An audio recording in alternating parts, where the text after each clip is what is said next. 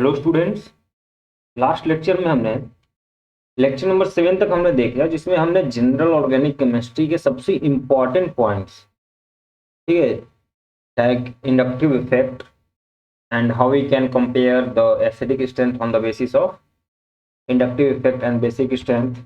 And finally हमने अभी just lecture 6 and 7 में ये डिस्कस किया कि हम how we can draw the resonating structures. ठीक है, हमने ये देखा था कि रेजोनेटिंग स्ट्रक्चर्स होते क्या हैं। ओके, यहाँ तक आपको चीजें समझ में आ गई होंगी। तो आज हम कुछ बहुत ही इंपॉर्टेंट चीजें अब स्टार्ट करने जा रहे हैं on the basis of resonating structures, और we can say that on the basis of resonance. इसमें मोस्ट इंपॉर्टेंट चीज जो इससे आपको क्वेश्चंस पूछे जाते हैं, not even only in BHU entrance, obviously also questions asked in IIT JEE entrance. ठीक है, और वो टॉपिक क्या है? इनफैक्ट ये सारे टॉपिक्स जो मैं आपको बता रहा हूँ ये सभी जेईई के पॉइंट ऑफ व्यू से भी है, बिकॉज मैंने खुद जेईई की तैयारी की है और मैं ऑलमोस्ट सारी चीजें उन्हीं नोट्स से आपको बताता हूँ। ठीक है, तो आइए हम स्टार्ट करते हैं। तो अभी हम जो पढ़ने जा रहे हैं that is the resonating structures को हम फर्स्ट ऑफ ऑल डिवाइड करेंगे। ठीक है, कैसे आइए देखते हैं। हमने रेजोनेटिंग स्ट्रक्चर्स कैसे ड्रॉ करते हैं हमने ये देख लिया था। ओके, अब रेजोनेटिंग स्ट्रक्चर्स को हम फर्दर दो कैटेगरी में डिवाइड करने जा रहे हैं, और वो क्या है कि रेजोनेटिंग स्ट्रक्चर्स देखिए दो तरह के होंगे। एक होंगे हमारे इक्वली कंट्रीब्यूटिंग रेजोनेटिंग स्ट्रक्चर्स,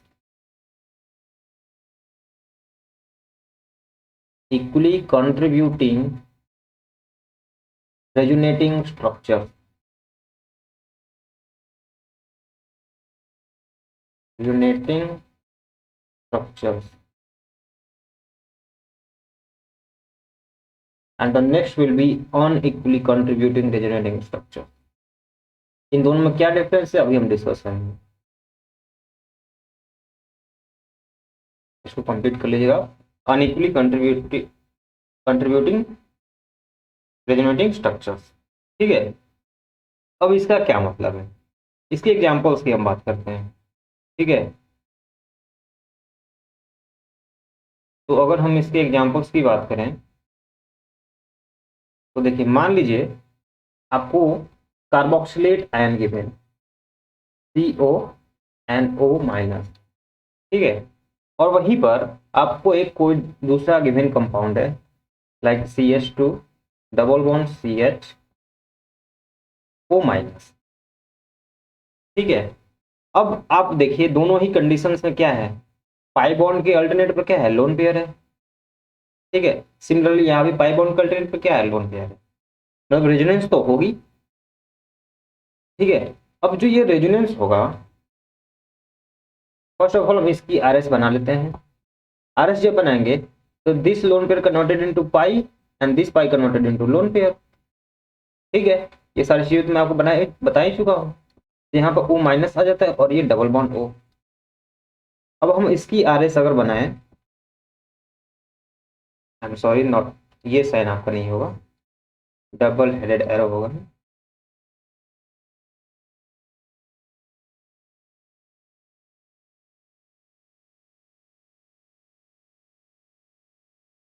यहाँ पर आप डबल हेडेड एरो लगेगा।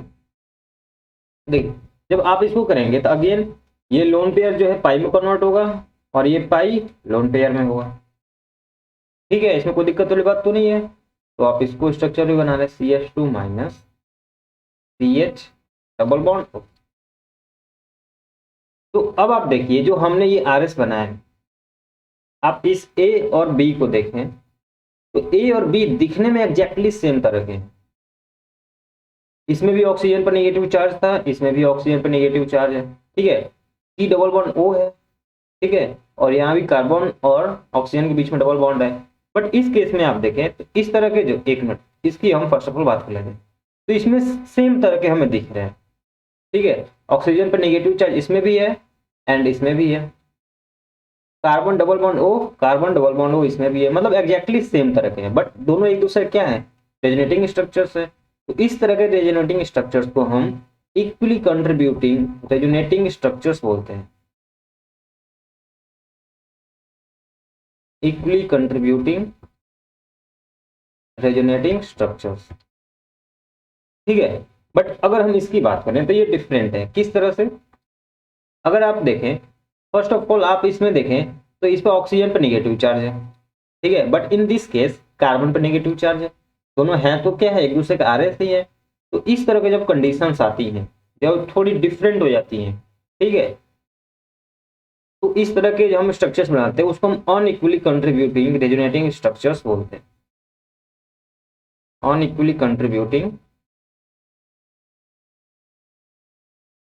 Resonating structures, RS. बताइए ये चीजें समझ में आई? What is the basic difference in equally contributing and unequally contributing resonating structures? अगर चीजें समझ में आई तो कोई दिक्कत वाली बात तो नहीं है। चलिए, अब अगर दिक्कत वाली बात नहीं है तो हम स्टार्ट करते हैं आज का most important topic, that is comparison of resonating structures, stability of resonating structures.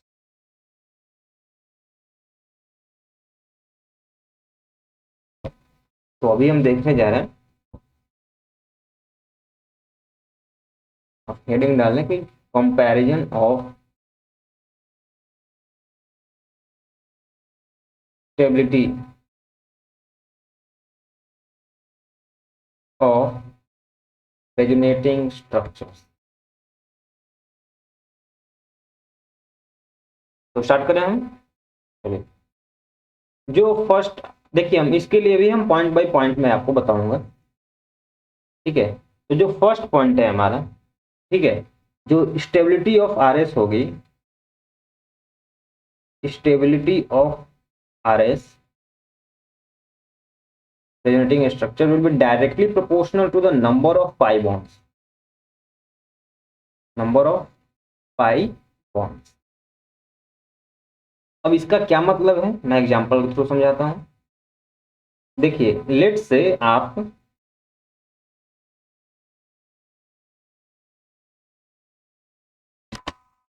कुछ इस तरह का कंपाउंड आपका गिवन है, मान लीजिए कि यहाँ पर है ऑक्सीजन, यहाँ पर है पॉजिटिव चार्ज, ठीक है। ऑक्सीजन के पास क्या है, लोन पेयर है, आप इसका आरएस बना सकते हैं, ठीक है। आरएस जब आप इसका फॉर्म करेंगे तो ये फर्स्ट केस वाला हमारा है,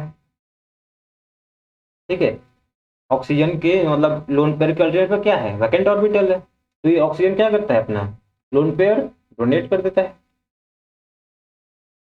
एंड सिंस ये डोनेट करता है तो इसके पास क्या आता है, प्लस चार्ज, और यहाँ पर डबल बॉन्ड, ठीक है। अब मान लीजिए इन दोनों में आपका ये आर एस ए बना और ये बी बना, इन दोनों के बीच में आपको कंपैरिजन करना है कि कौन सा रेजोनेटिंग स्ट्रक्चर मोर स्टेबल है। इस तरह के क्वेश्चंस आपको आते हैं एग्जाम्स में। तो इन दिस केस ये फर्स्ट कंडीशन है हमारा कि जिस ऐसे जितने भी कंपाउंड्स होंगे जिसमें नंबर ऑफ पाई बॉन्ड्स ज्यादा होंगे वो आरएस जो होंगे हमारे मोस्ट स्टेबल होंगे। तो सबसे ज्यादा पाई बॉन्ड किसमें है, इसमें तो एक भी पाई बॉन्ड नहीं है, सभी सिग्मा बॉन्ड्स हैं, बट इस केस में क्या है, एक पाई बॉन्ड है, ठीक है। तो सिंस इसके अंदर पाई बॉन्ड है तो इसकी स्टेबिलिटी क्या होगी, ज्यादा होगी। Hence stability of B is greater than A. बताइए ये चीज समझ में आई? अगर समझ में आई तो एक क्वेश्चन आप कर दे, ठीक है। ऐसे ही एक एक पॉइंट को हम डिस्कस करते हुए चलेंगे एंड फाइनली हम इन सारे पॉइंट्स को कंक्लूड करके एग्जांपल्स करें, ठीक है। तो लेट्स से इस बार हम एग्जाम्पल ले लेते हैं B3N3H6, ठीक है। मैंने इसका आपको आरएस बनवाया भी था, boron, this is nitrogen, this is also nitrogen and this is boron. हर एक पर एक एक हाइड्रोजन होता है,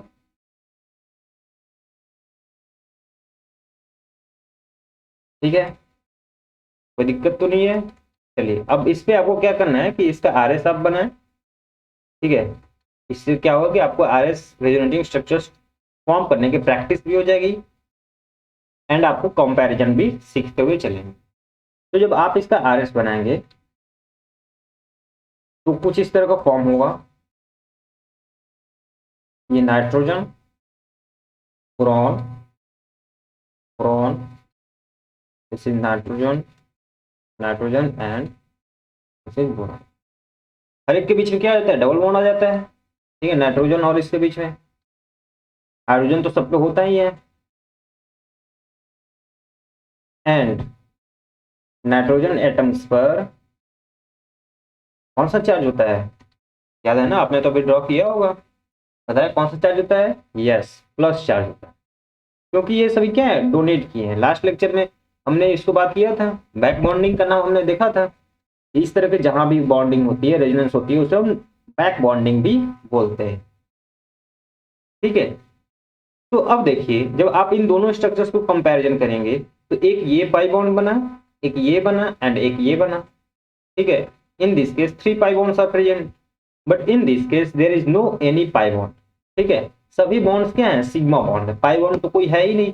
अब सिंस पाई बॉन्ड नहीं है तो इसकी स्टेबिलिटी क्या होगी, सबसे कम। ठीक है, तो आप लिख सकते हैं कि stability of structure, let's say this is B and this is A, तो स्ट्रक्चर बी की स्टेबिलिटी क्या होगी, ज्यादा होगी एज कंपेयर टू ए। पता है, ये चीज समझ में आई। ये फर्स्ट केस था हमारा जिसके बेसिस पर हम आरएस का कंपैरिजन करते हैं। ठीक है, अब हम केस सेकेंड की भी बात कर लेते हैं। अब आप सेकेंड केस डाल लें, when number of pi bonds are equal. ठीक है, ये देखिए हम प्रायोरिटी ऑर्डर लेते हुए चल रहे हैं। हमें कोई भी मॉलिक्यूल आरएस गिवन होगा तो फर्स्ट ऑफ ऑल हम यही चेक करेंगे कि नंबर ऑफ पाई बॉन्ड्स जिसमें ज्यादा होंगे हम इमीडिएटली उसी को मोस्ट स्टेबल अनाउंस कर देंगे, मतलब मोस्ट स्टेबल हम उसको मानेंगे। ठीक है, जब by chance number of pi bonds same आ जाता है तब ये हमारा सेकेंड केस आता है। तो अब लिखिए कि when number of pi bonds are equal,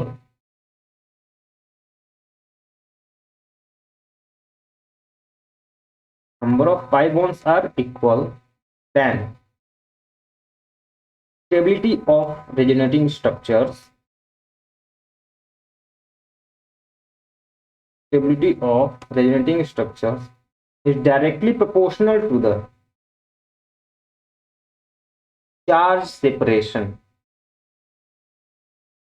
1 upon charge separation, basically inversely proportional होता है।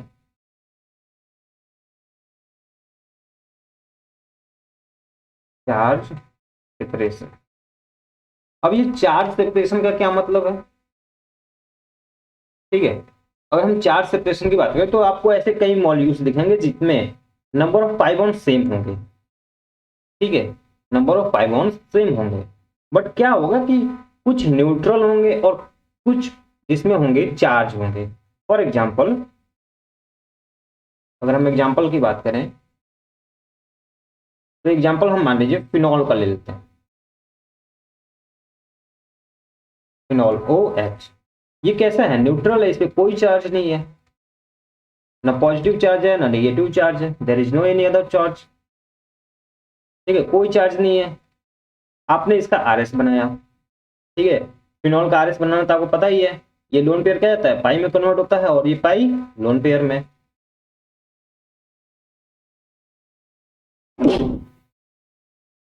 सॉरी, यहां पर क्या आएगा, नेगेटिव चार्ज आएगा, यहां पर डबल बॉन्ड OH प्लस आ जाए। ठीक है, और ये पाई बॉन्ड। अब देखिए इस ए वाले मॉलिक्यूल में, देखिए ए वाले स्ट्रक्चर में और ये बी वाला स्ट्रक्चर। अब जब ए वाले स्ट्रक्चर्स में देखेंगे तो ये 1 2 3 3 पाई बॉन्ड इसमें भी है। ठीक है, और 1 2 3 इसमें भी 3 पाई बॉन्ड है। मतलब on the basis of number of pi bond हम इसके आंसर तो नहीं कर सकते। ठीक है, जब ऐसी बात आ गई, ठीक है, जब इस तरह के कंडीशंस आते हैं तो आपको चार्ज सेपरेशन देखना हो। चार्ज सेपरेशन मतलब अगर चार्ज डेवलप हुआ हो तो, ठीक है, जितना चार्ज डेवलप होगा उसकी स्टेबिलिटी उतनी ही क्या होगी, कम होगी। ठीक है, इसी का मतलब है inversely proportional to charge separation. Charge जितना ज्यादा होगा स्टेबिलिटी उतनी कम होगी। ठीक है, तो अगर हम देखें तो बी वाले स्ट्रक्चर में तो चार्जेस डेवलप हो चुके हैं, बट ए वाले में कोई चार्जेस नहीं है, तो स्टेबिलिटी किसकी ज्यादा होगी, stability of this structure A is greater than B.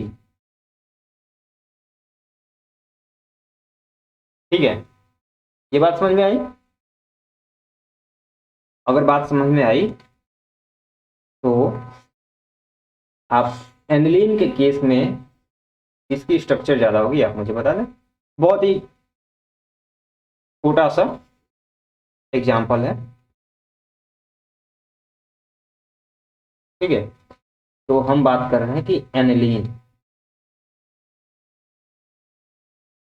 इस कंपाउंड को हम क्या बोलते हैं, एनिलीन। जब NH2 होगा तो एनिलीन, OH होगा तो फिनॉल।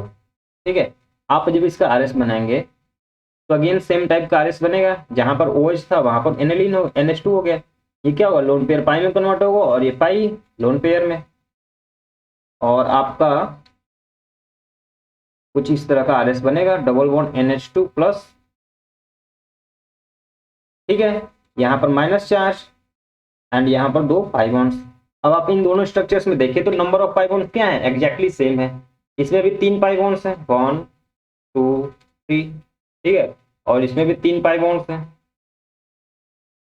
तो दिक्कत तो नहीं है इसमें। अब तीनों पाई बॉन्ड्स हैं तो अब हमें क्या अगले स्टेप पे चलना होगा। अगला स्टेप क्या है, चार्ज सेपरेशन, जिसमें चार्जेस जितने ज्यादा होंगे उसकी स्टेबिलिटी क्या होगी, उतनी ही कम होगी। ठीक है, तो hence stability of structure A is greater than B. ये चीज समझ में आया? इसमें कोई दिक्कत वाली बात तो नहीं है, नहीं होनी चाहिए। ठीक है, तो अब इसको रेज कर देते हैं और अब हम थर्ड केस पे चलते हैं। ठीक है, आप केस थर्ड लिख लें या फिर रूल थर्ड लिख लें, थर्ड रूल। ठीक है, अब देखिए रूल थर्ड क्या है कि मान लीजिए ऐसे कंडीशंस आ जाए, ठीक है, जिसमें initially number of pi bonds हमने देखा कि number of pi bonds is exactly same. ठीक है, नंबर ऑफ पाई बॉन्ड्स भी सेम है, एंड इतना ही नहीं, जो चार्ज सेपरेशन है, ठीक है, वो भी एग्जैक्टली सेम है। मतलब चार्ज सेपरेशन के बेसिस पर भी हम मेंशन नहीं कर सकते हैं एंड पाई बॉन्ड्स के भी बेसिस पर नहीं कर सकते। कुछ इस तरह के एग्जांपल्स फॉर्म करते हैं। ठीक है, मान लीजिए कुछ इस तरह का आपको गिवन है,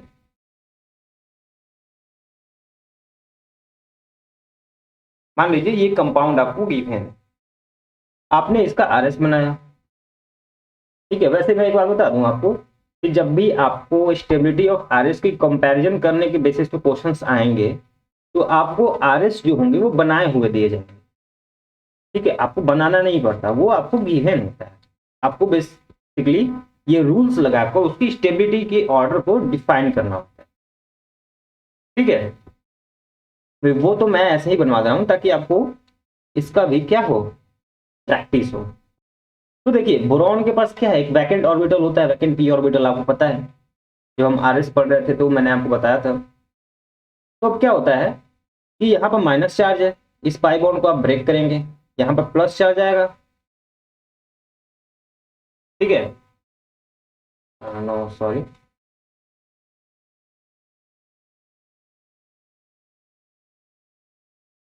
ठीक है, यहाँ पर क्या होगा, ये पाई बॉन्ड क्या होगा, ब्रेक होगा, यहाँ पर ब्रेक होगा, और यहाँ पर क्या आएगा, प्लस चार्ज, इस पर माइनस चार्ज। इस पर प्लस क्यों आएगा, ताकि ये न्यूट्रल हो जाए। ठीक है, प्लस माइनस में क्या होगा, न्यूट्रल हो जाएगा। अब ये माइनस चार्ज है, ये माइनस क्या करेगा, इस पे डोनेट कर देगा, डोनेट कर देगा तो इस पर क्या आ जाएगा, माइनस चार्ज, और इस पर प्लस चार्ज आएगा, जबकि ये भी क्या हो जाएगा, न्यूट्रल हो जाएगा। तो ये CH double bond B, hydrogen hydrogen. ठीक है, अब आप देखें तो एरो इसके इसके नियर है। ठीक है, तो यहाँ पर क्या होगा, नेगेटिव चार्ज आएगा और यहाँ पर आपका Cl रहेगा। अब देखिए, आप दोनों ही केसेस में ध्यान से देखें तो एक पाई बॉन्ड इसमें भी है, एक पाई बॉन्ड इसमें भी है। ठीक, इसमें भी इनिशियली एक नेगेटिव चार्ज था,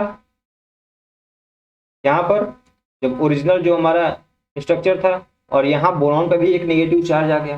मतलब चार्ज सेपरेशन के बेसिस पर भी हम अपने क्वेश्चन के आंसर्स नहीं कर पा रहे। बट इस तरह के हो जब इस तरह की कंडीशंस आए, ठीक है, तो जो हमारा नेक्स्ट थर्ड रूल बोलता है, ये बोलता है कि stability of RS is directly proportional to the complete octet of for maximum atoms। ठीक है, मतलब ये कि फर्स्ट ऑफ ऑल हम चेक करेंगे पाई बॉन्ड्स कितने हैं, पाई बॉन्ड्स वाले फेल हो गया रूल। सेकेंडली हम चेक किए सेपरेशन, चार्ज सेपरेशन, वो भी फेल हो गया। थर्ड थर्ड क्या है कि मैक्सिमम एटम्स जो हैं उनकी ऑक्टेट कंप्लीट जिन स्ट्रक्चर्स में होगी वही सबसे ज्यादा क्या हो गए, स्टेबल हो गए। अब आप इस सेंटेंस को लिख लें, उसके बाद मैं इसको एक्सप्लेन करता हूं। आपने लिख लिया होगा, तो चलिए हम स्टार्ट करते हैं। तो देखिए इसमें क्या होता है कि ऑक्टेट का मतलब पता है कि किसी भी एलिमेंट का आउटर मोस्ट शेल में कितने इलेक्ट्रॉन होने चाहिए, 8 इलेक्ट्रॉन होने चाहिए फॉर कंप्लीट ऑक्टेट। अब स्ट्रक्चर ए की हम बात कर लेते हैं, ये ए है और ये है बी। अगर हम ए स्ट्रक्चर की बात करें तो इस बोरॉन को देखें, एक इलेक्ट्रॉन ये, एक ये, एक ये, एक ये, ठीक है, total 1 2 3 4 5 6, total outermost shell में 6 इलेक्ट्रॉन्स है। मतलब इसका ऑक्टेट क्या है, इनकम्प्लीट है। ठीक है, इस स्ट्रक्चर में, इस पार्टिकुलर स्ट्रक्चर में, स्ट्रक्चर ए में, ठीक है, इसकी स्टेबिलिटी क्या है, सॉरी, इसका ऑक्टेट क्या है, इनकम्प्लीट है, ऑक्टेट कंप्लीट नहीं है। अगर हम कार्बन की बात करें तो आप चेक करें लीजिएगा स्ट्रक्चर बना के, इसका ऑक्टेट कंप्लीट है क्योंकि 4 इलेक्ट्रॉन्स इधर हैं, 2 हाइड्रोजन और शेयरिंग है और 2 इस बोरॉन के साथ है। ठीक है, और क्लोरीन का भी ऑक्टेट कंप्लीट है। बट अगर हम इस स्ट्रक्चर में बात करें तो इस बोरॉन को भी देखिए कि 2 इलेक्ट्रॉन्स इसमें, 2 इसमें, 4, 2 6 एंड 2 8, 8 इलेक्ट्रॉन्स है। मतलब इसमें क्या है, ऑक्टेट कंप्लीट है। And since in this structure octet is complete, it will be more stable as compared to structure A। यही तो रूल थर्ड बताता है, लिखवाया था अभी, कि जितने ज्यादा नंबर ऑफ एटम्स की ऑक्टेट क्या कंप्लीट होगी वो उतना ही क्या होंगे, ज्यादा स्टेबल होंगे। ठीक है, तो ये वाला हमारा स्टेबिलिटी किसकी ज्यादा होगी, stability of structure B is greater than A। क्यों ज्यादा है, रीजन आपको पता चला, क्योंकि पाई बॉन्ड्स तो खैर सेम ही थे, चार्ज सेपरेशन भी सेम रहा। तो हमारा थर्ड रूल आता है, थर्ड रूल क्या आता है कि ऑक्टेट कंप्लीट होने चाहिए सबसे एटम्स की, जितने ज्यादा एटम्स की ऑक्टेट कंप्लीट होगी वो उतना ही क्या होंगे, ज्यादा स्टेबल होंगे। ठीक है, इसमें कोई दिक्कत तो नहीं है। चलिए, अगर दिक्कत नहीं है तो एक और एग्जाम्पल मैं करा देता हूं आपको।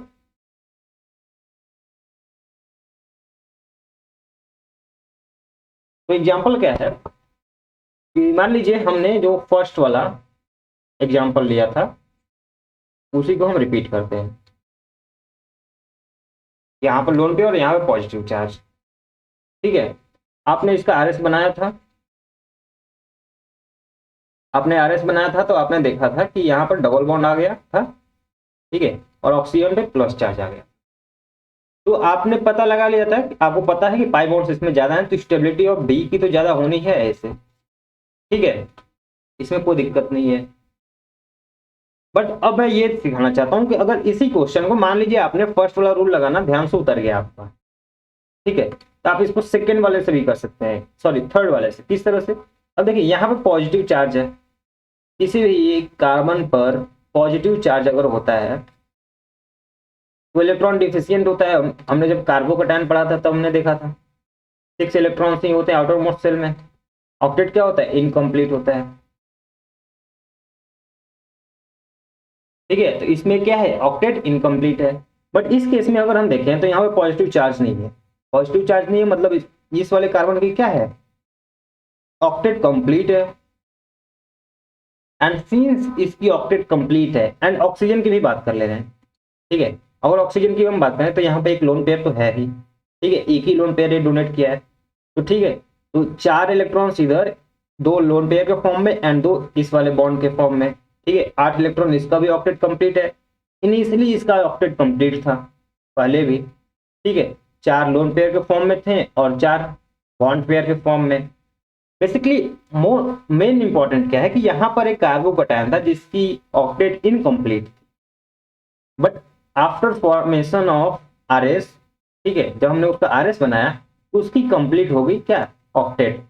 अब जब ऑक्टेट कंप्लीट हो गई तो उसकी स्टेबिलिटी क्या होगी, ज्यादा होगी। जिस कंपाउंड में, जिस स्ट्रक्चर में नंबर ऑफ एटम्स की ऑक्टेट जितनी ज्यादा कंप्लीट होगी वो उतने ही ज्यादा क्या होंगे, स्टेबल होंगे।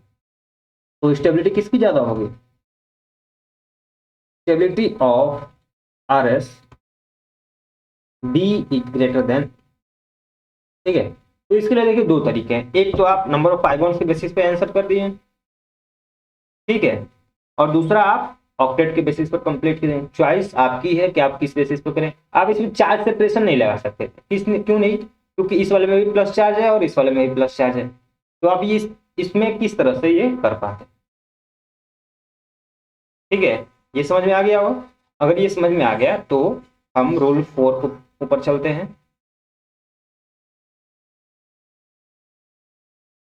ये देखते हैं कि हमारा रूल 4 क्या है।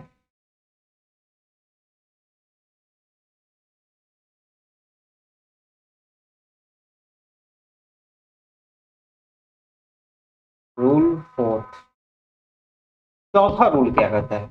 अब मान लीजिए ऐसे भी कंपाउंड्स आपको मिलेंगे, अभी मैं कुछ एग्जांपल्स कराऊंगा जिनमें स्टार्टिंग के चारों रूल क्या होंगे, फेल हो जाएंगे, ठीक है। तब क्या होता है कि अब मान लीजिए आपने सबका ऑक्टेट भी कंप्लीट है, ठीक है, थर्ड वाला रूल भी आपका क्या हो गया, फेल हो गया। तो फाइनली आप फोर्थ रूल लगाएंगे उसके बाद। फोर्थ रूल क्या है कि स्टेबिलिटी ऑफ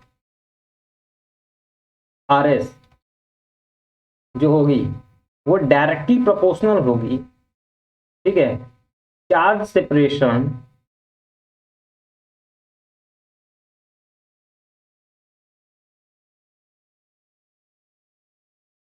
चार्ज सेपरेशन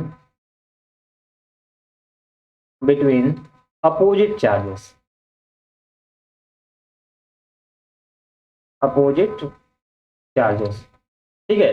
और इनवर्सली प्रोपोर्शनल होगा, आप सेपरेशन लिख लें या डिस्टेंस लिख दें कोई फर्क नहीं पड़ता, ठीक है। आप लिख सकते हैं कि distance between like charges,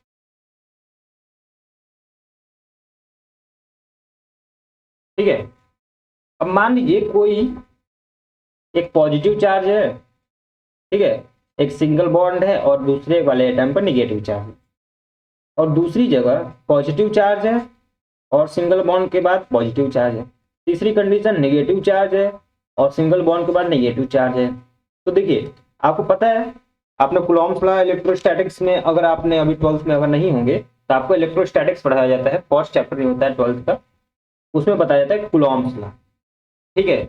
electrostatic force के Q1 Q2 upon are square, ठीक है। खैर वहां पर हम अभी नहीं जा रहे हैं। देखिए आपको इतना तो पता है, बचपन से आप पढ़ते जा रहे हैं कि like unlike charges attract each other, एक दूसरे को क्या करते हैं, ये अट्रैक्ट करते हैं।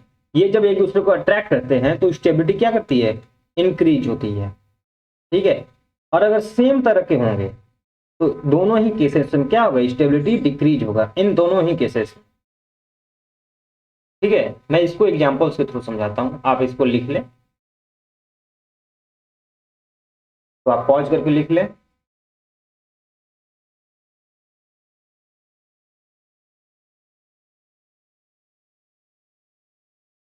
देखिए एग्जांपल के थ्रू समझते हैं कि इसमें मैं क्या करना चाहता हूं।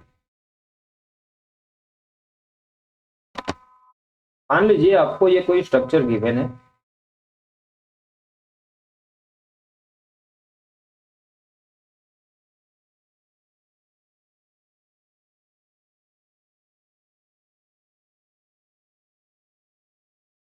ठीक है। आपको इसका आरएस बनाना है और उन रेजोनेटिंग स्ट्रक्चर्स की स्टेबिलिटी को बताना है, किसकी स्टेबिलिटी ज्यादा होगी, ठीक है। तो आइए हम आर एस बनाते हैं फर्स्ट ऑफ ऑल। जब आप इसका आर एस बनाएंगे तो देखेंगे कि ये पाई बॉन्ड के अल्टरनेट पर क्या है, लोन पेयर है, मतलब हमारा आर एस क्या होगा, फॉर्म होगा। ये लोन पेयर हमारा पाई में जाएगा और ये पाई हमारा लोन पेयर में। ठीक है, ड्राइंग ऑफ रेजोनेटिंग स्ट्रक्चर्स तो मैं आपको सिखा ही चुका हूँ। यहाँ पर क्या होगा, OCH3। अब सिंस देखिए यहाँ पर क्या है, यहाँ पर टेल है तो यहाँ पर क्या होगा, पॉजिटिव चार्ज आएगा। ठीक, यहाँ पर निगेटिव। अब इस वाले पर देखिए, जब आप इस वाले में देखेंगे वो आपका जो आर एस बनेगा वो कुछ इस तरह का होगा, डबल बॉन्ड आ जाएगा।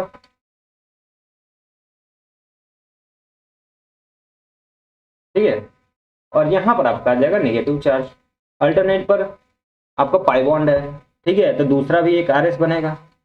उसमें क्या होगा कि ये लोन पेयर जो है पाई में कन्वर्ट होगा और ये पाई जो है लोन पेयर में कन्वर्ट होगा। यहाँ पर आ जाएगा OCH3 प्लस डबल बॉन्ड, यहाँ पर डबल बॉन्ड और यहाँ पर नेगेटिव चार्ज। अब आप देखिए इसमें 3 स्ट्रक्चर्स मिले हमें, A, B और C। इन तीनों का हमें स्ट्रक्चर्स की स्टेबिलिटी का ऑर्डर डिफाइन करना है कि किसकी स्टेबिलिटी ज्यादा होगी। ठीक है, कोई दिक्कत वाली बात तो नहीं है। तो फर्स्ट ऑफ ऑल हमें देखिए, मैंने आपको रूल बताया कि फर्स्ट ऑफ ऑल हमें रूल 1 लगाना है। रूल 1 क्या है कि नंबर ऑफ पाई बॉन्ड्स क्या होने चाहिए, जिसमें ज्यादा होंगे उसकी स्टेबिलिटी क्या होगी, ज्यादा होगी। तो अगर आप तीनों ही स्ट्रक्चर में देखें तो तीनों में ही 2-2 पाई बॉन्ड है, तो फर्स्ट रूल तो हमारा फेल हो गया। सेकेंड रूल देखते हैं। सेकेंड रूल क्या है, चार्ज सेपरेशन। ठीक है, सेकेंड रूल हमारा क्या था, चार्ज सेपरेशन। मतलब न्यूट्रल वाला हमारा सबसे ज्यादा स्टेबल होगा, फिर चार्ज वाले। ठीक है, तो आप देखिए सबसे पहले न्यूट्रल वाला कौन सा है, ए वाला। तो सबसे ज्यादा स्टेबिलिटी किसकी होगी, ए की। ठीक, अब बी और सी का हमें देखना है। बी और सी में देखें तो दोनों ही चार्ज है। बी वाले में भी प्लस और माइनस है और सी वाले में भी प्लस और माइनस है। ठीक है, लेकिन ये जो प्लस माइनस जितना पास में होंगे, ठीक है, इनके बीच में क्या होगा, अट्रैक्शन होगा। ठीक है, एक दूसरे को क्या करेंगे, अट्रैक्ट करेंगे। और अट्रैक्शन होगा तो स्टेबिलिटी क्या होगी, इसकी ज्यादा होगी एज कंपेयर टू दिस। इसमें डिस्टेंस ज्यादा है, डिस्टेंस ज्यादा है तो अट्रैक्शन क्या होगा, कम होगा। ठीक है, तो स्टेबिलिटी किसकी ज्यादा होगी, बी की, और सबसे कम किसकी होगी, सी की। तो ये आपका ऑर्डर हो जाएगा रेजोनेटिंग स्ट्रक्चर की स्टेबिलिटी। बताइए ये चीज समझ में आया, इसमें कोई दिक्कत तो नहीं है। अगर दिक्कत नहीं है तो एक दो एग्जाम्पल सॉल्व कर लेते हैं।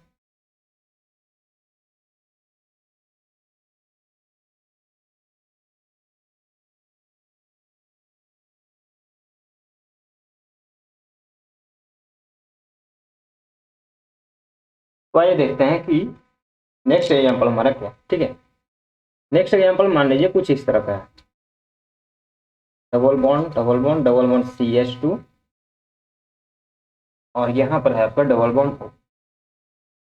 इसका आपको क्या करना है, आर एस बनाना है और उन आर एस जो रेजोनेटिंग स्ट्रक्चर्स बनेंगे उनकी स्टेबिलिटी बताना। तो आइए देखते हैं। देखिए पाई बॉन्ड के अल्टरनेट पर पाई बॉन्ड है। ठीक है, ये हमारा पाई बॉन्ड है, सिग्मा बॉन्ड है और पाई बॉन्ड है। तो पाई बॉन्ड के अल्टरनेट पे पाई बॉन्ड आर एस हमारा क्या होगा, फॉर्म होगा। तो इसका आर एस बनाने के लिए हम क्या करें, इस बॉन्ड पेयर को तोड़ेंगे, इधर माइनस चार्ज। ठीक है, इस बॉन्ड को यहाँ पर प्लस चार्ज आएगा।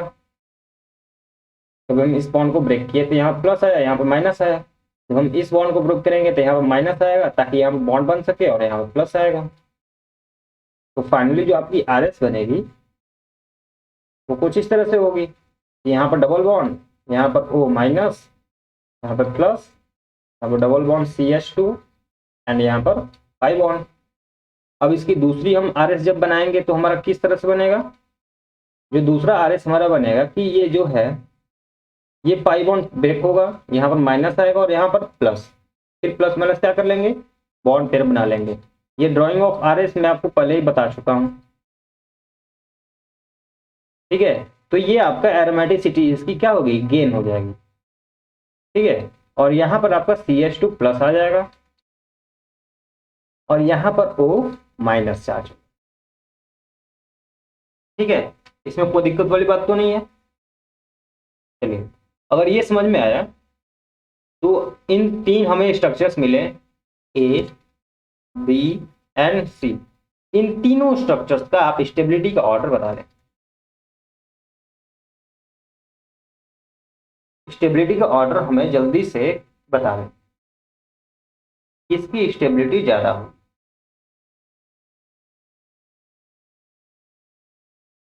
ठीक है, तो आपने कर लिया होगा। देखिए, स्टेबिलिटी जो ये RS है, सबसे ज्यादा जिसका होगा, ठीक है, सबसे ज्यादा किसका होगा, A का होगा, क्योंकि ये क्या था, हमारा न्यूट्रल था। इसको तो हमने अभी अभी चार्ज वगैरह सब कुछ बना दिया ना, इससे स्टार्टिंग में हमारा क्या था, न्यूट्रल था। ठीक है, सेकेंडली यहाँ पर पॉजिटिव आया और यहाँ पर निगेटिव, इन दोनों के बीच में डिस्टेंस कम है एज कंपेयर टू दिस, तो स्टेबिलिटी B का ज्यादा होगा और फिर C का। ये होगा स्टेबिलिटी का ऑर्डर। बताइए, ये चीज समझ में आया, इसमें कोई दिक्कत वाली बात तो नहीं है। चलिए, अब मान लीजिए कि ये भी कहीं कहीं फेल हो जाए। ठीक है, ये रूल भी हमारा क्या कर जाए, फेल हो जाए। जब ये भी फेल हो जाए तो नेक्स्ट रूल आप लिखें, दैट इज रूल 5।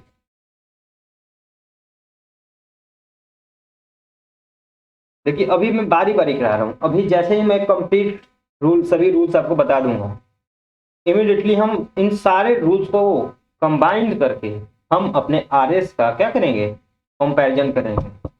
ठीक है, मैं इसीलिए आपको सेपरेट सेपरेट बता रहा हूँ, एक एक बता रहा हूँ विथ एग्जाम्पल, ताकि आपको कंफ्यूजन ना हो। ठीक है, अब जो रूल 5 होता है वो क्या होता है कि मान लीजिए पाई बॉन्ड्स भी सेम रहे, चार्ज सेपरेशन भी सेम रहा, ऑक्टेट भी कंप्लीट रहा। ठीक है, सबका ऑक्टेट भी कंप्लीट रहा, और आपका ये डिस्टेंस वाला भी फॉर्मूला फेल कर जाए, तो जो 5th रूल आता है वो ये कहता है कि जो स्टेबिलिटी है, stability of that resonating structures will B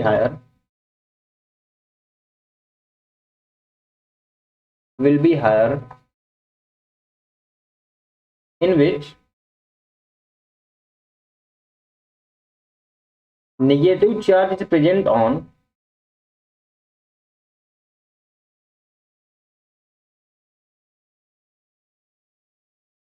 more electronegative element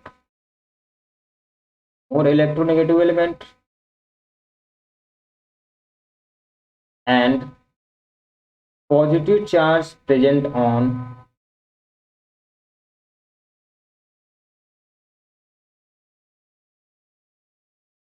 more electropositive element,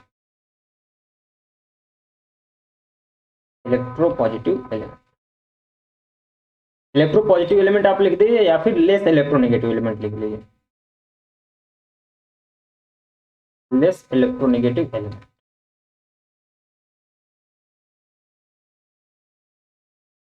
अब ये किस तरह से होगा, मैं एग्जांपल के थ्रू आपको बताता हूं।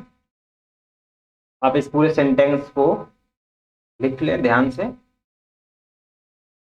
तो आपने लिख लिया होगा। आइए हम स्टार्ट करते हैं।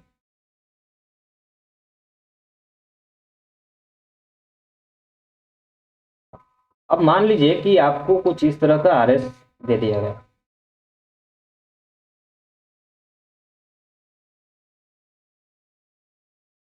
ठीक है, आपको ये गिवन है और इसका एक RS बना के आपको गिवन है कि आप इसका जब RS बनाएंगे तो कुछ इस तरह का बनेगा कि ये लोन पेयर पाई में कन्वर्ट होगा और ये पाई लोन पेयर में। तो यहाँ पर क्या होगा, पाई बॉन्ड आ जाएगा और इस ऑक्सीजन पर माइनस चार्ज।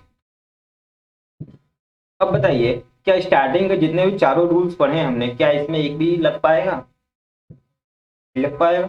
मतलब अगर इस तरह क्वेश्चन आ जाए तो ये इंपॉर्टेंट रूल है, इसको पढ़ना जरूरी है। इवन मैं जितने भी रूल्स बता रहा हूँ वो सभी इंपॉर्टेंट है। ठीक है, तो अब देखिए इसमें क्या होगा कि मोर इलेक्ट्रोनेगेटिव पे ये नेगेटिव चार्ज होगा, तो वो एलिमेंट, वो स्ट्रक्चर जो होगा वो ज़्यादा स्टेबल होगा। ठीक है, तो इलेक्ट्रोनेगेटिविटी ऑफ ऑक्सीजन कितना होता है बताओ जरा? 3.0 होता है। और कार्बन का? नहीं, ऑक्सीजन का 3.0 नहीं, 3.5 होता है।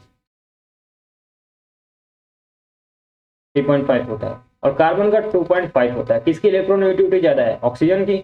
मतलब निगेटिव चार्ज ऑक्सीजन पर होगा तो वो वाला स्ट्रक्चर क्या होगा? ज़्यादा स्टेबल होगा। ठीक है, तो आपका आंसर मिल गया। इसकी स्टेबिलिटी ज़्यादा होगी ऑब्वियसली। बी की स्ट्रक्चर क्या होगी? स्टेबिलिटी ज़्यादा होगी, क्योंकि इस वाले मोर इलेक्ट्रोनेगेटिव पर निगेटिव चार्ज ज़्यादा स्टेबल है, और मोर इलेक्ट्रोनेगेटिव कौन है? ऑक्सीजन है। ठीक है, ये चीज़ समझ में आई? इसमें कोई दिक्कत वाली बात तो नहीं है? चलिए, अगर ये चीज़ समझ में आई तो हम और एग्जाम्पल कर लेते हैं।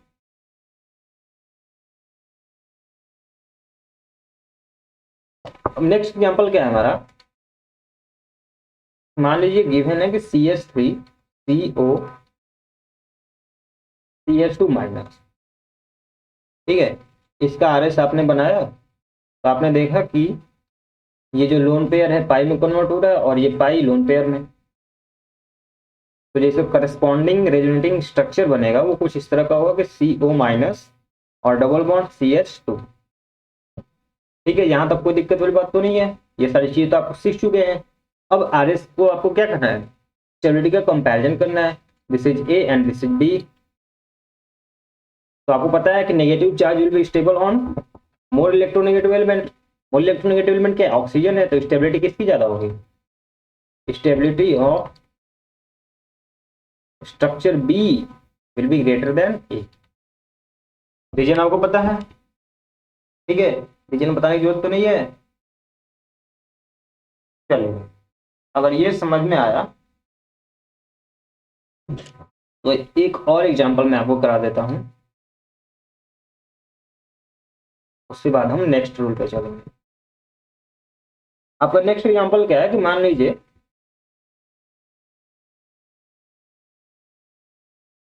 ये वाला इनॉल दिया गया था आपको। ठीक है, इस तरह कंपाउंड को हम इनॉल बोलते हैं, इसका टॉटोमर बनाया जाता है। ठीक है, आपने इसका RS बनाया। ठीक है, आपने इसका टॉटोमर नहीं, इसका RS बनाया। RS बनाया आपने तो क्या हुआ कि ये जो लोन पेयर है कन्वर्ट हो गया पाई में। ठीक है, और ये पाई लोन पेयर में। ठीक है, बट यहाँ पर जो लोन पेयर में आएगा वो निगेटिव चार्ज के फॉर्म में आएगा। ठीक है, तो यहाँ पर आ गया डबल बॉन्ड OH प्लस, और यहाँ पर आ गया माइनस चार्ज। अब आपको स्टेबिलिटी बतानी है किसकी ज्यादा होगी। देखो, इसका आप तो एक रूल फिक्स के बेसिस पे आंसर कर सकते हो। ठीक है, और दूसरा आप सेकेंड रूल याद करिए सेपरेशन वाला, उसके बेसिस पे भी कर सकते हो। इसमें कोई चार्ज नहीं है, न्यूट्रल है, तो ऑब्वियसली इसकी स्टेबिलिटी क्या होगी? ए की स्टेबिलिटी क्या होगी? ज्यादा होगी, 20। ठीक, आप इस रूल के अकॉर्डिंग भी देख सकते हो। मोर इलेक्ट्रोनेगेटिव एलिमेंट पर नेगेटिव चार्ज स्टेबल होता है, लेकिन पॉजिटिव चार्ज क्या होता है? अनस्टेबल होता है। इस बारे में तो पॉजिटिव चार्ज आ गया। ठीक है, एक चीज ये। दूसरी देखिए, दूसरी ये कि लेस इलेक्ट्रोनेगेटिव एलिमेंट पर पॉजिटिव चार्ज स्टेबल होता है, और लेस इलेक्ट्रोनेगेटिव कौन है? कार्बन है।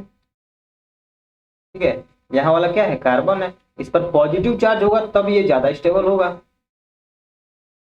ठीक है, अगर हम चार्जेस की बात करें तो ठीक है, तो आप इस तरीके से देखें या उस तरीके से देखें, दोनों ही कंडीशन से आपकी स्टेबिलिटी किसकी ज्यादा होगी? ए की ज्यादा होगी एज कंपेयर टू बी। तो ये चीज समझ में आया? इसमें कोई दिक्कत वाली बात तो नहीं है? चलिए, अगर ये समझ में आया तो जो नेक्स्ट है हमारा वो आपका पढ़ा हुआ है on the basis of inductive effect. ठीक है, बेसिकली आप लिख सकते हैं कि प्लस आई इफेक्ट वाले ग्रुप क्या होंगे? बेसिकली करस्पॉन्डिंग, मैं इस एग्जाम्पल से समझाता हूँ। ठीक है, मान लीजिए कि यहाँ पर आपका प्लस चार्ज है, ठीक है, यहाँ पर अभी आपका एक प्लस चार्ज है और आपने इसका आर एस बनाया। जब आप इसका आर एस बनाएंगे तो कुछ इस तरह का बनेगा, यहाँ पर डबल बॉन्ड आ जाएगा और यहाँ पर CH2 प्लस, ठीक है, यहाँ पर एक सिंगल प्लस चार्ज है। अब आपको बताना है कि इन दोनों के बीच में स्टेबिलिटी किसकी ज्यादा होगी, ठीक है। तो अगर आप देखें तो इस वाले पॉजिटिव चार्ज को मैं इसको थोड़ा अच्छे से बना देता हूँ।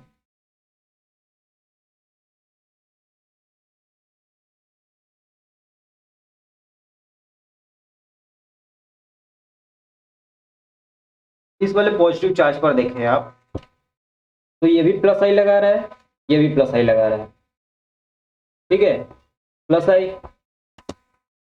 और आपको पता है कि प्लस आई इफेक्ट जो है स्टेबिलिटी को क्या करता है, इंक्रीज करता है, ठीक है।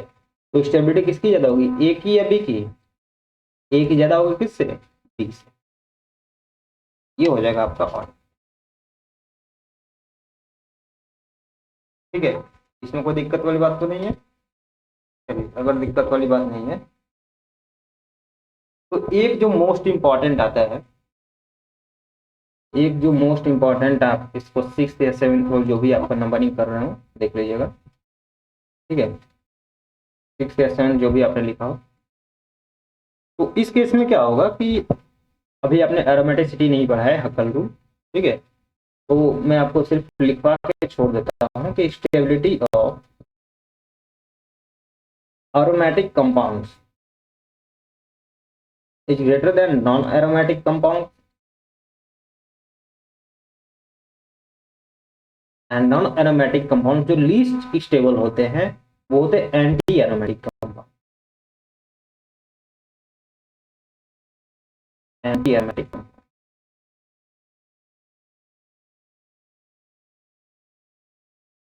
ठीक है। अभी हम एरोमेटिसिटी अभी 2-3 लेक्चर बाद जब हम स्टार्ट करेंगे तब हम देखेंगे कि एरोमेटिसिटी कैसे डिफाइन की जाती है, कौन से मॉलिक्यूल कंपाउंड्स एरोमेटिक होते हैं, कौन से नॉन एरोमेटिक एंड कौन से एंटी एरोमेटिक, ठीक है। और हम इनकी स्टेबिलिटी की बात करें। ये बात समझ में आई। चलिए, तो यहां तक आपके इतने सारे रूल्स है to define the stability of various resonating structures, ठीक है। अब हम कुछ एग्जांपल्स कर लेते हैं।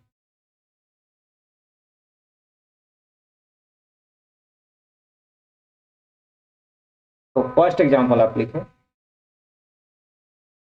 जो फर्स्ट एग्जांपल है हमारा कुछ इस तरह का है कि CH2 double bond CH CH2 minus CH double bond Cl plus, second है CH2 double bond CH NH2 minus. अब जब इसका RS बनाएंगे तो आपको मिलेगा CH2 minus CH double bond NH2 plus. आपको सिर्फ कंपैरिजन करना है, ठीक है। आप मैं RS इनका बना के दे रहा हूँ आपको। मान लीजिए नेक्स्ट है आपका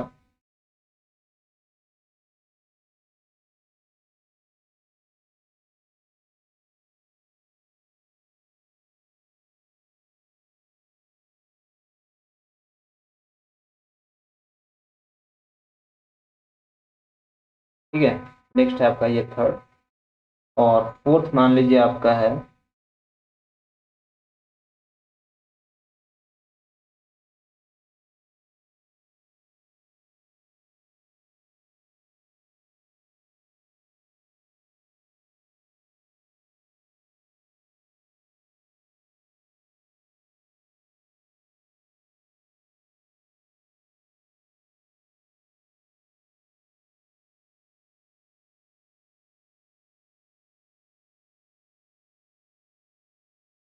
ठीक है। इन चारों को आपको कंपैरिजन करके बताना है कि इसकी स्टेबिलिटी ज्यादा है।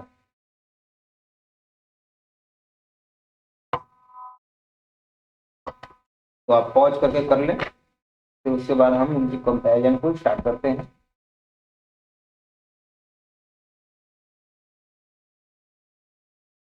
तो आपने कर लिया होगा। आइए देखते हैं, बारी बारी देखते हैं सबका। देखिए, अगर आप फर्स्ट की बात कर रहे हैं तो इसमें नंबर ऑफ पाइवट्स तो सेम है, तो फर्स्ट वाला रूल तो हमारा चला गया। सेकेंड रूल चार्ज सेपरेशन, ठीक है। तो ये ए वाला जो हमारा है इसमें न्यूट्रल है ये, और ये क्या है, इसमें चार्ज डेवलप हो चुके हैं, ठीक है। तो स्टेबिलिटी ऑफ न्यूट्रल की ज़्यादा होती है, तो ए की स्टेबिलिटी किसकी ज़्यादा हुई, बी से, ठीक है। फर्स्ट वाला तो हो गया। सेकेंड वाले की बात करते हैं। अगर आप सेकेंड वाले की देखें तो यहाँ पर क्रॉस चार्ज नहीं होगा,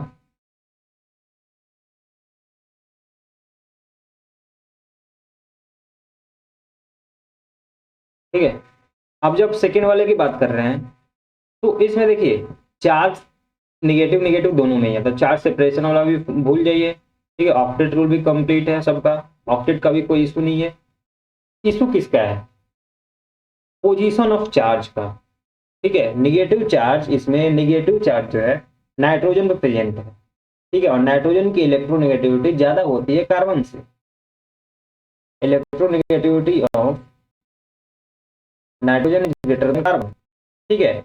और मोर इलेक्ट्रोनेगेटिव एलिमेंट में नेगेटिव चार्ज ज्यादा स्टेबल होता है, ठीक है। अब ज्यादा स्टेबल होता है तो ऑब्वियसली स्टेबिलिटी किसकी ज्यादा होगी, ए की ज्यादा होगी, बी।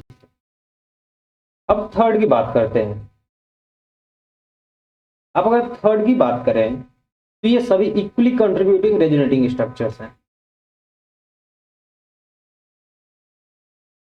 ठीक है। सभी क्या है, इक्वली कंट्रीब्यूटिंग रेजोनेटिंग स्ट्रक्चर, इनकी स्टेबिलिटी जो है सेम होती है, ठीक है। ये एक इंपॉर्टेंट पॉइंट है, इसीलिए मैंने इस पे एग्जाम्पल के थ्रू आपको समझाया है। इसमें कोई दिक्कत तो नहीं है। चलिए, अब हम इस फोर्थ वाले की बात कर लेते हैं। फोर्थ वाले को अगर आप ध्यान से देखते हैं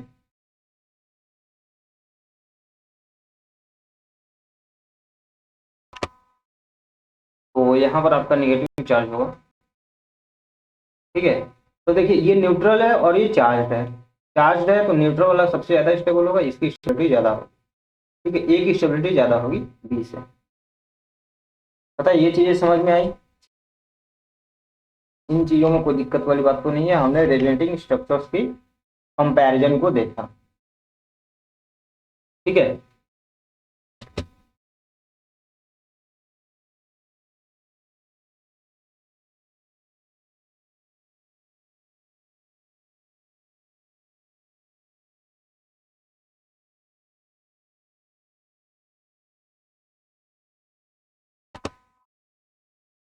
तो यहाँ तक आपको चीजें समझ में आ गई होंगी।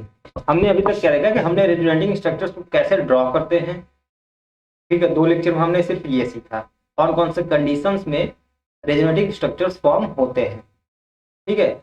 आज के लेक्चर में हमने देखा कि जो रेजोनेटिंग स्ट्रक्चर्स फॉर्म हो रहे हैं उनकी रिलेटिव स्टेबिलिटी क्या, ठीक है। हमने relative stability of various resonating structures का कंपैरिजन किया, ठीक है। अब नेक्स्ट लेक्चर में हम बहुत ही इंपॉर्टेंट चीज स्टार्ट करेंगे, एप्लीकेशन ऑफ रेजोनेंस, ठीक है। जिसमें हम फर्स्ट ऑफ ऑल बात करेंगे comparison and calculation of bond order, ठीक है। रेजोनेटिंग स्ट्रक्चर्स का हम बॉन्ड ऑर्डर भी कैलकुलेट करते हैं, ठीक है। फिर उसके बाद हम मेसोमेरिक इफेक्ट की बात करेंगे। फिर सबसे इंपॉर्टेंट टॉपिक आएगा हमारा रेजोनेंस की एरोमेटिक्स।